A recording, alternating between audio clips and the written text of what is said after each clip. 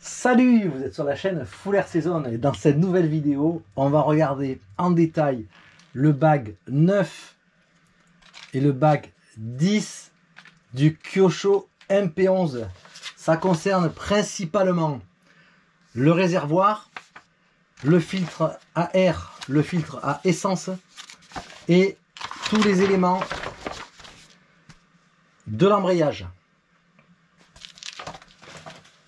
Alors, on va commencer par la partie du réservoir. Il est livré monté avec la préçu. Il suffit d'y mettre les deux petits cylindres blocs de chaque côté et de fixer les plots qu'on trouve ici sur le châssis, dont un avec un système de trop-plein, puisque ici on a un petit réceptacle avec un conduit qui amènera le surplus d'essence dans ce plot. Je vous montre en détail ce plot qui passe absolument à travers du châssis, qui est perforé, qu'on retrouve ici. Voilà, donc ça c'est important, c'est un système qu'il n'y a pas sur d'autres châssis, et on l'a ici sur le Kyosho MP11. Ensuite, on a un filtre à air avec la grosse embase de Kyosho, la bonne prise d'air qui va bien. On a des filtres, alors on a un filtre qui est livré sec. Ce que je préconise moi, c'est d'acheter des filtres pré-huilés. Donc il suffit, avant de le poser, de l'essorer un petit peu avec un papier, parce que ça peut arriver que ce soit un petit peu trop gras à certains endroits. Mais par contre, ils ont la bonne consistance en huile et ils feront parfaitement l'affaire. Monté sur le filtre ici Kyosho. Au niveau de la fixation, il arrive dans un petit plot qui est sur la partie centrale ici. Voilà. On a la petite tête qui va venir ici sur la partie centrale dans un petit trou qui est ici. Voilà. Et derrière, on met un clip pour le fixer. Voilà, très simple à monter et à poser. On va retrouver également dans cette partie du montage le nouveau filtre à essence de Kyosho. Ici, alors il est démontable, il se visse, voilà. Il est en aluminium. On a un petit joint torique central là ici. Ici, on a tout en alu, c'est évidé ici. Et sur cette partie, on a une petite grille ici qui va faire office de filtre. Elle est montée d'origine, elle est fixée, hein, elle est collée. Donc on n'a rien à faire, si ce n'est à poser le filtre comme ceci dans son emplacement. Alors on a un plot et ça va venir tout simplement comme ceci sur le châssis. Et ensuite, on viendra positionner les durites en préçu et en carbu. Maintenant, on arrive sur la partie du sachet numéro 10. C'est tous les éléments qui constituent la préparation de l'embrayage. On retrouve ici des supports moteurs avec 4 grosses vis épaulées. Ce sont sympas ces vis parce qu'il y a un épaulement. C'est celles qui vont venir se fixer sous le châssis. On a un volant. Alors, j'avais une discussion, puisque moi j'avais toujours eu sur mes châssis des volants en 0,30 en 34. On m'a dit qu'il faisait 32. Alors je me suis permis de le mesurer. Et le Kyosho, il fait effectivement ici, au plus large, 31,94, 31,95. Donc on est bien sur un 32. On a une cloche en module 0,8, 16 dents.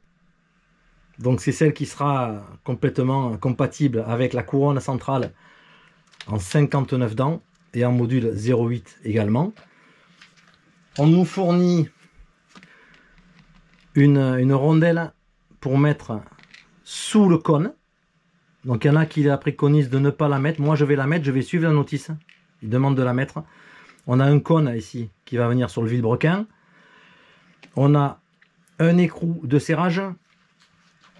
Le volant d'embrayage 3 points. On va retrouver ici 3 maslottes aluminium Kyosho avec les épingles. Ces épingles, on va les mesurer ensemble. Je ne connaissais pas la cote. Elles font 0,90. Voilà.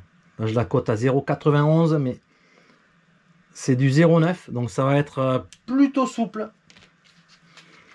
On pourra toujours les changer en 1 ou 1.1 parce que toutes les sections existent. On a deux roulements 5-10-4, des roulements Kyosho haute vitesse reconnus pour leur fiabilité, leur robustesse. Ici, voilà.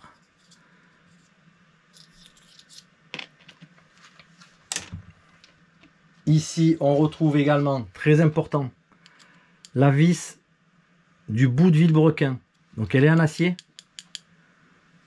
Elle est épaulée.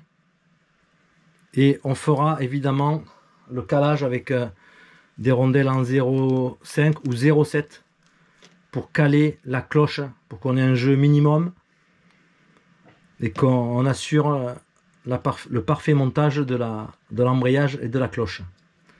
Voilà. Celle-là, je l'aime bien. Elle va être... Récemment, j'en ai cassé une dans le vilebrequin. C'était la mauvaise surprise. Donc là, quand je vois une vis acier, ça me fait plaisir.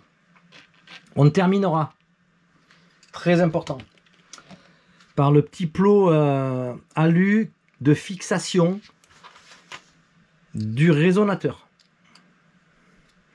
Alors c'est livré avec ce petit plot qui a un perçage qui est relativement de faible section, puisqu'on a une tige droite qui est livrée qu'il faudra qu'on plie à la taille. Mais la section, elle fait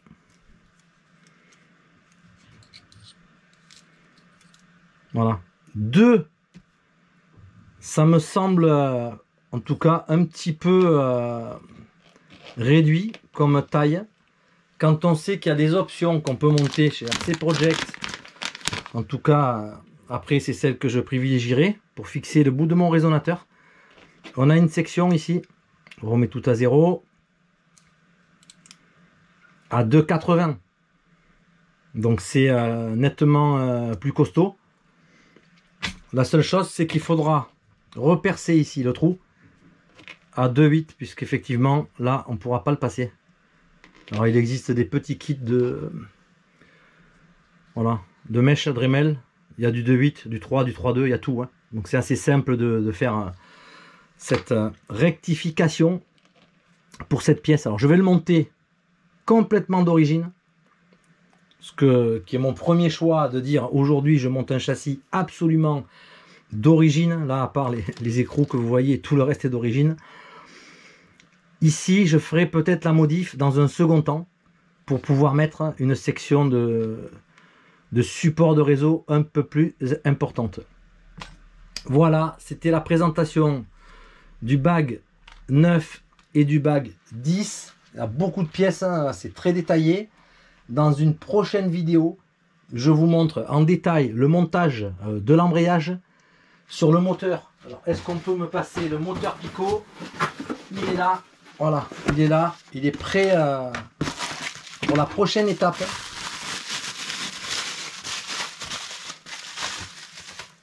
Voilà, on montera sur la prochaine vidéo tout l'embrayage sur le moteur. À bientôt pour une prochaine vidéo. Ciao.